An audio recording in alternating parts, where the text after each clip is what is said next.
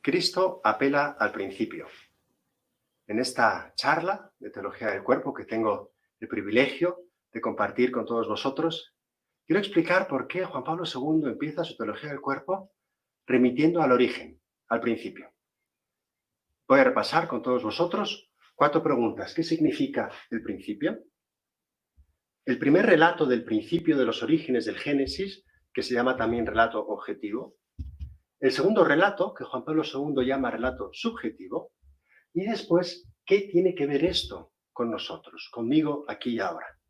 Este es el menú de las 4 primeras catequesis de Juan Pablo II sobre la teología del cuerpo y es lo que quisiera compartir. Pero como es teología, vamos a ponernos primero en oración. Quiero hacer una breve oración para pedirle al Espíritu Santo que nos acompañe en este tiempo. En el nombre del Padre, y del Hijo, y del Espíritu Santo. Amén. Espíritu Santo, te queremos pedir una efusión de tu gracia sobre cada uno de los que estamos unidos a través de este congreso virtual. Ilumina nuestras mentes, danos luz, danos claridad, ayúdanos a descubrir el amor con el que Dios nos creó desde el origen. Te lo pedimos por intercesión de la Santísima Virgen. Gloria al Padre, y al Hijo, y al Espíritu Santo, como era en el principio, ahora y siempre, y por los siglos de los siglos. Amén. En el nombre del Padre, y del Hijo, y del Espíritu Santo. Amén. Muy bien, pues actuados y estando, Dios quiera, en presencia de Dios, podemos acercarnos a estas 4 preguntas que he señalado. Cristo apela al principio. ¿En qué momento? Si vamos nosotros al Evangelio, vemos un momento en el que están discutiendo Jesús, los fariseos, los discípulos acerca del divorcio. Y entonces le preguntan lo siguiente, dice, se le acercaron unos fariseos para ponerla a prueba y le dicen, ¿puede uno repudiar a su mujer por un motivo cualquiera? Y Jesús le respondió, ¿no habéis leído que el Creador desde el comienzo los hizo varón y mujer? Y que dijo, por eso dejará el hombre a su padre y a su madre, y se unirá a su mujer, y los dos se harán una sola carne. De manera que ya no son 2, sino una sola carne. Pues bien, lo que Dios unió, no lo separe el hombre. Le dicen, entonces, ¿por qué Moisés prescribió dar acta de divorcio y repudiarla? Y Jesús les dice, por la dureza de vuestro corazón, os permitió Moisés repudiar a vuestras mujeres, pero al principio no fue así. 2 veces en este texto dice Jesús al principio. Al principio no fue así. De manera que Jesús en este relato nos enseña que si nosotros queremos opinar sobre las cuestiones actuales, en este caso era el divorcio, pero podemos poner tantas otras cuestiones sobre la familia, sobre la vida, sobre el amor, sobre la sexualidad, no tenemos solamente que ver el derecho, una perspectiva jurídica, no tenemos que ver solamente la psicología, la sociología, tenemos que verlo desde una visión integral, es decir, desde el principio. Para entender por qué Jesús rechaza el repudio que Moisés les había permitido, Jesús dice, en el principio no era así. Vamos entonces a ver qué es eso del principio y qué tiene que ver ese principio con cada uno de nosotros. Jesús en este Evangelio está citando Génesis 1 y Génesis 2. Existen 2 relatos de la creación. El de Génesis 1, que es, lo vamos a ver ahora, un relato objetivo, diría Juan Pablo II, y Génesis 2, que también comentaremos, es un relato antropocéntrico, antropomórfico, subjetivo. Vamos pues a ver qué nos dicen estos 2 relatos de la creación y luego nos preguntaremos qué tienen que ver conmigo. Génesis 1 es el relato objetivo. En esta sesión no tengo tiempo de leerlo todo como sería mi deseo, pero invito que si alguien no tiene presente de qué habla Génesis 1 o lo tiene muy olvidado, pues que ponga pausa a este vídeo, abra la Sagrada Escritura y lo lea despacio. Porque lo que yo voy a decir aquí es un resumen muy sintético de 1 o 2 aspectos que Juan Pablo II subraya cuando nos explica este relato. Entonces, todos lo recuerdan, si han tenido la oportunidad de volverlo a leer, que es un texto muy solemne, que repite muchas veces lo mismo. Es un texto que usamos en la liturgia el día de Pascua, la vigilia pascual, porque en la vigilia pascual estamos nosotros viendo todo el camino de la creación y de la redención hasta la resurrección de Cristo. Y empieza así, empieza por el principio. Al inicio creó Dios el cielo y la tierra. Y en 7 días, todos con el mismo ritmo, va Dios separando la luz de las tinieblas, el agua de la tierra, va creando los vegetales, los animales, y en la cúspide de toda la creación aparece el hombre. Dios crea con su palabra, dijo Dios. Dios crea diciendo, hablando por medio de la palabra. Y cada vez que termina un día de la creación, el autor sagrado dice, y vio Dios que era bueno.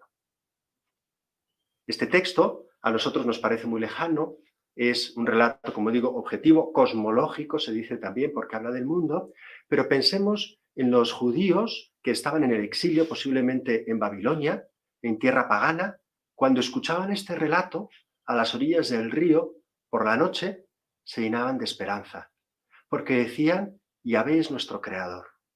Y si Yahvé es creador, solo Yahvé es Dios. Yahvé ha creado todo, los cielos, la tierra, los astros, los animales marinos, todo lo ha creado Yahvé. Solo Yahvé es Dios. Los demás dioses no son Dios, son figura de manos humanas. Tienen ojos y no ven, tienen boca y no hablan, solo Yahvé es Dios. Este relato, como digo, podríamos hablar horas, pero yo quiero subrayar cómo es el momento de la creación del hombre. En este relato, que he dicho que tiene un tono litúrgico, porque se usaba y se sigue usando en la liturgia, que Dios crea por medio de su palabra, que la creación es buena, es importante porque existían otras visiones que pensaban que en la creación, que la materia era mala, que había un Dios bueno, un Dios malo, y aquí no, aquí todo es bueno porque todo lo ha creado Yahvé. Pero veamos qué dice del hombre. En este relato Dios se detiene un momento y como que la Trinidad entera entra en diálogo consigo misma y dice, hagamos al hombre. Y lo hizo Dios, dice, a imagen de Dios lo creó, varón y mujer lo creó. Y esto es algo maravilloso. Como digo, nos faltarían horas para explicarlo. Pero vamos a subrayar aquí el tema de que el hombre es imagen y semejanza de Dios. Semejanza de Dios. Esto es el ser del hombre.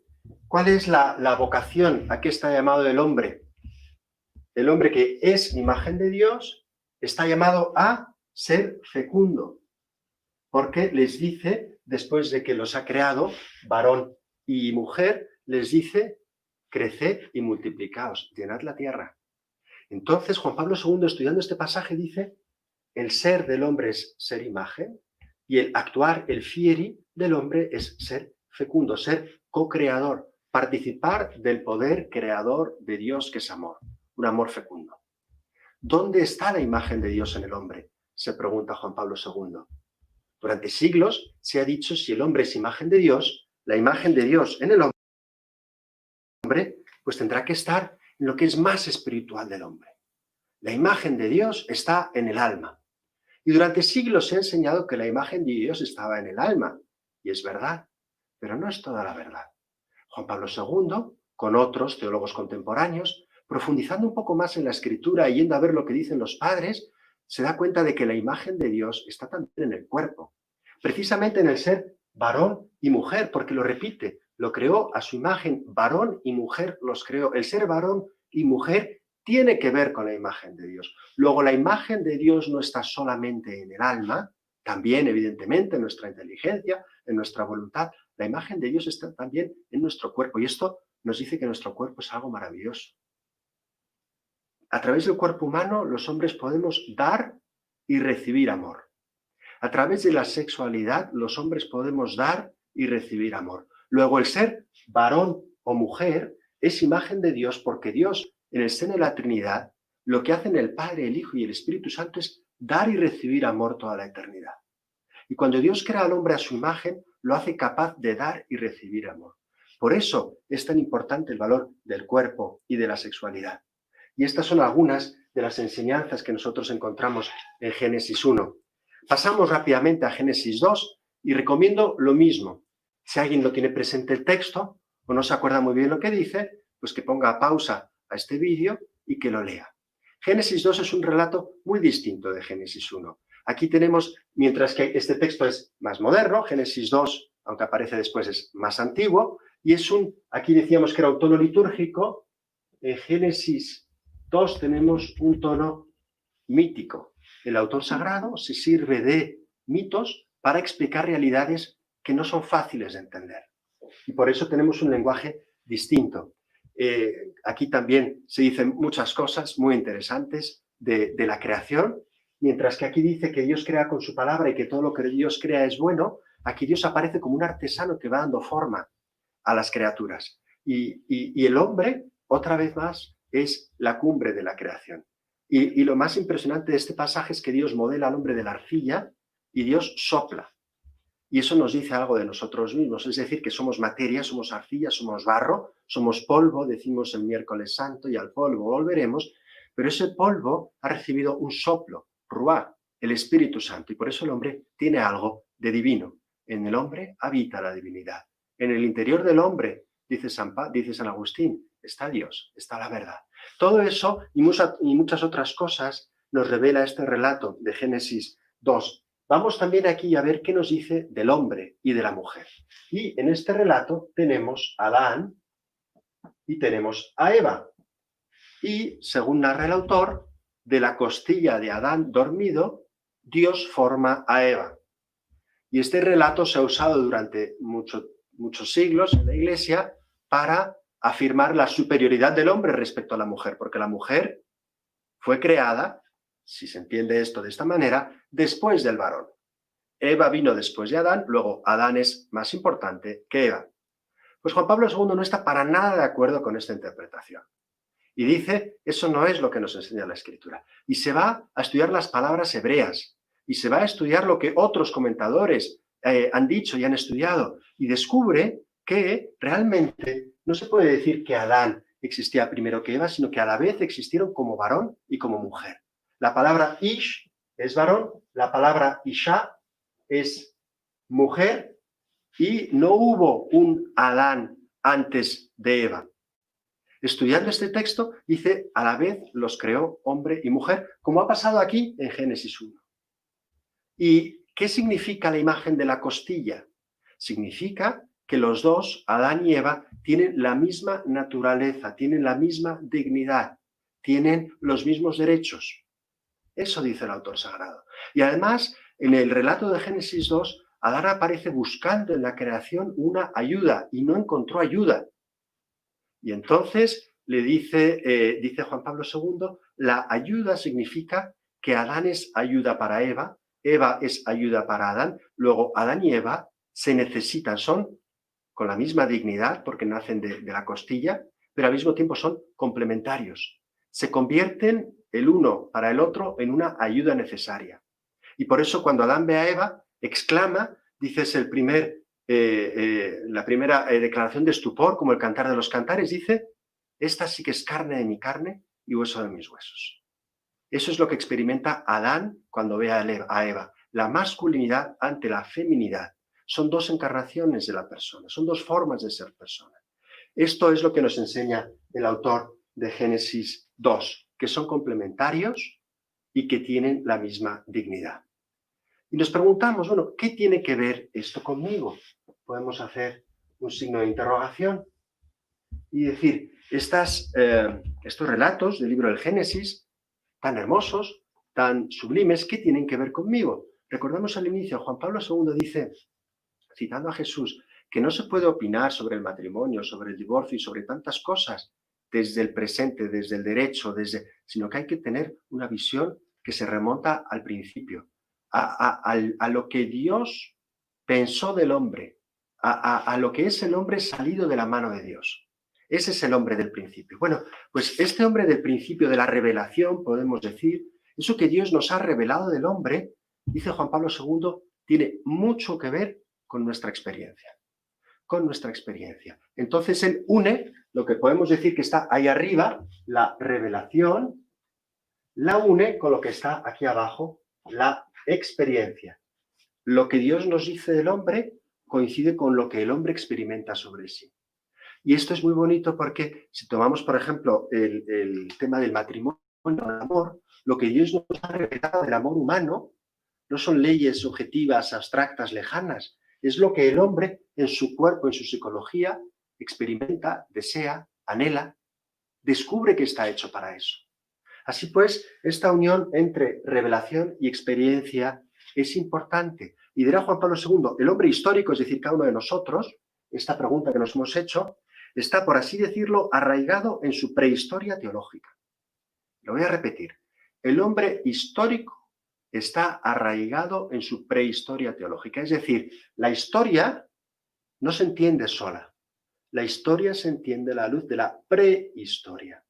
Arraigado significa que el hombre tiene sus raíces ahí. Entonces no podemos ver solamente nuestra realidad presente. Todos nosotros tenemos algo de Adán y Eva.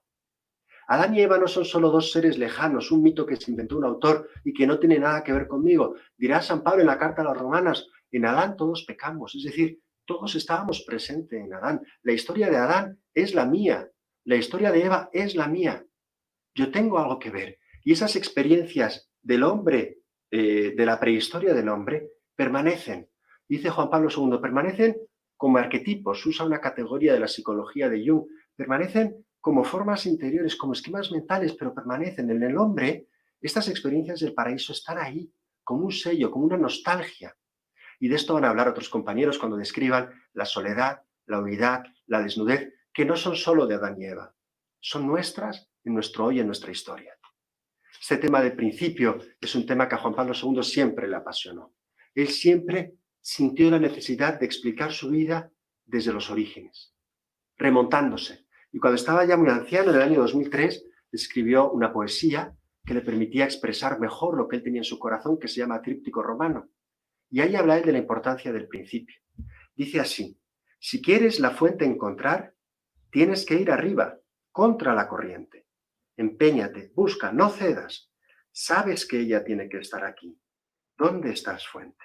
¿Dónde estás, fuente? Es un autor que está caminando contra la corriente de un río en búsqueda de la fuente. Es el hombre histórico que se está remontando en búsqueda de su origen, de su principio. Y otro texto que es muy bonito, que es de cuando él era joven, del año 1946, el año de su ordenación.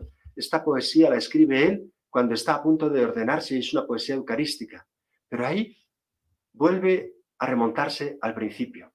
Y fijaros lo que dice, sentir el instante de la nada, el instante antes de la creación, y no abandonarlo nunca, como no se abandona la propia sombra. Retornar siempre a aquel tiempo cuando desde tu pensamiento vine al mundo y tenía la inocencia de un niño y la transparencia más profunda.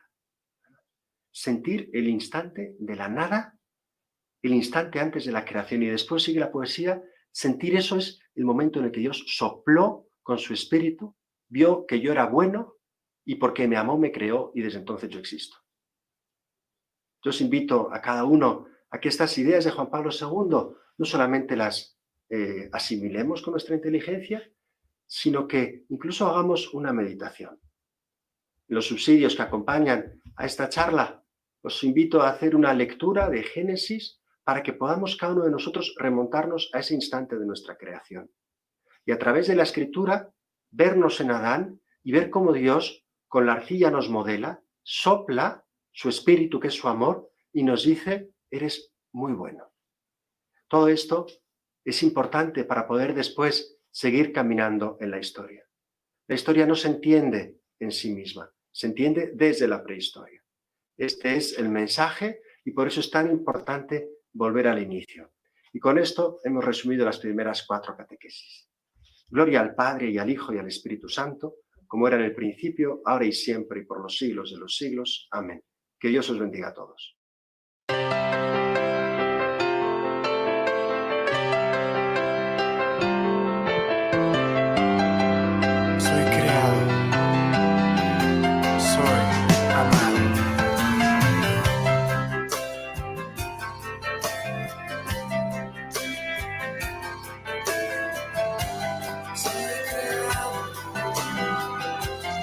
Soy amado.